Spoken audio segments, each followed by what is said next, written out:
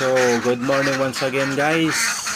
Welcome to my channel, Kalbo Itik Farming Surigao.